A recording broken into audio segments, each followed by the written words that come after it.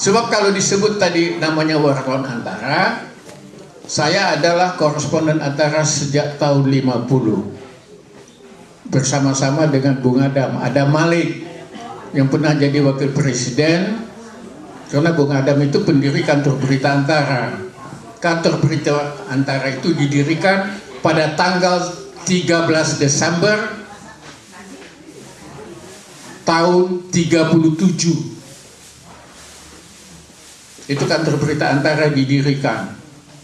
Jadi jauh sebelum perang.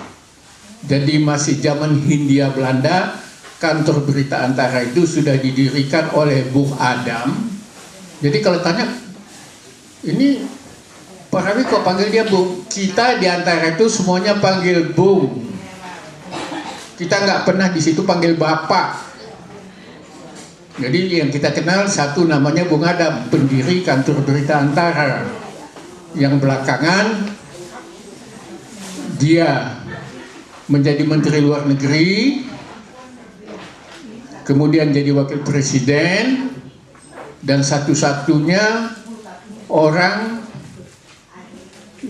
Southeast Asia yang pernah menjadi Presiden United Nations. Dia pernah menjadi Presiden PBB pada tahun 71.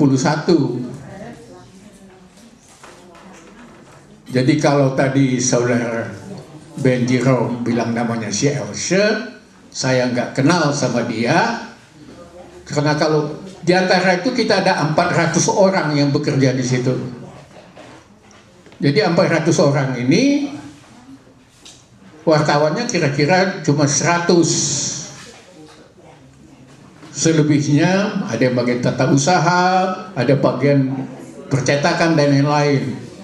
Tapi kalau dinamakan pure wartawan, kira-kira 100 lebih begitu.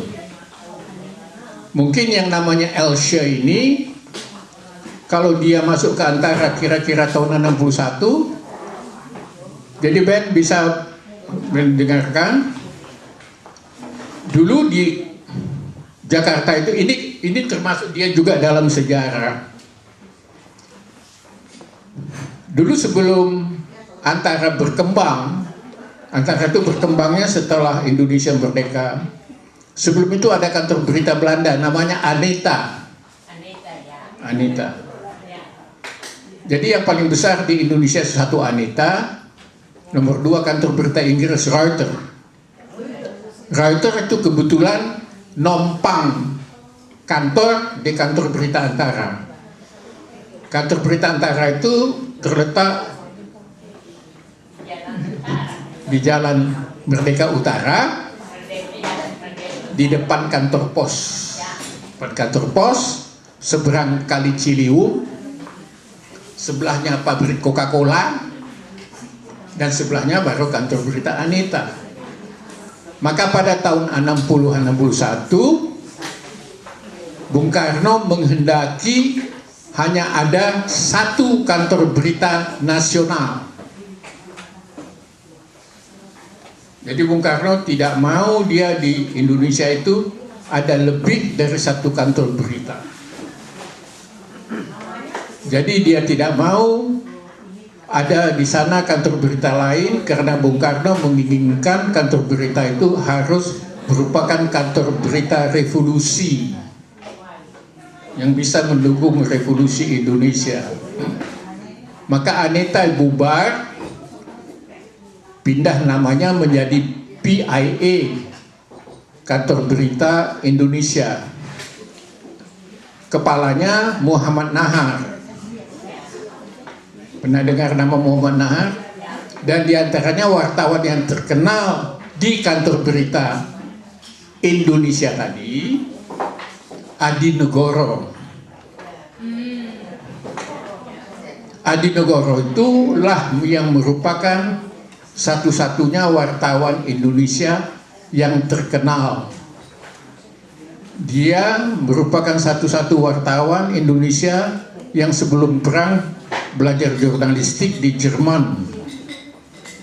Pulang dari Jerman dia ke Indonesia, bekerja di kantor, bekerja di surat kabar Sinar Daily di Medan. Belakangan dia pindah ke Jakarta, kerja di kantor berita Belanda. Anita bubar,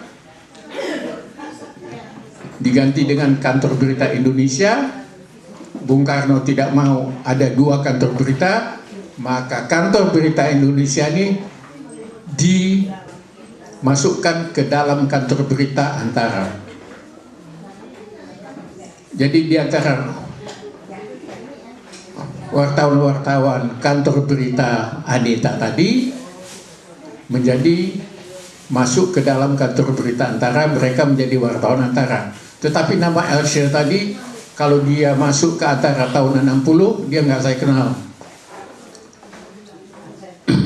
Sebab jumlah wartawan Antara yang dikenal, jumlahnya hanya sedikit. Kita dari kantor berita Antara itu, yang ditempatkan di luar negeri, itu hanya 4 orang kalau saya nggak silap.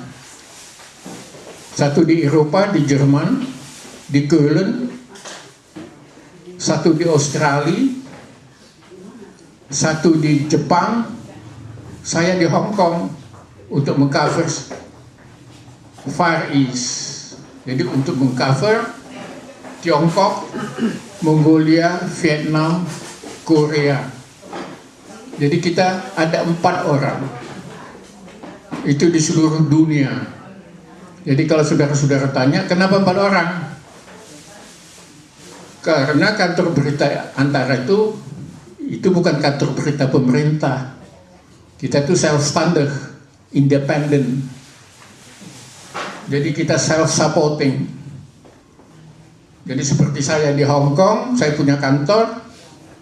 Di sana buka kantor berita, di Peking buka lagi. Di Peking kita menerbitkan buletin, di Hong Kong juga menerbitkan buletin. Buletin ini terbitnya setiap hari. Jadi itu dijual kepada peminat-peminatnya, dan dari situlah wartawan Antara hidupnya dari penjualan buletin tadi. Kalau di kantor berita Antara di Jakarta, tiap hari ada 10 macam buletin. 10 macam. Ada berita dalam negeri, luar negeri, ekonomi, dan lain-lain. Itu tiap hari. Itu menurut kantor berita. Jadi kita bikin sepotong-sepotong. Sampai sini kita selesaikan dulu.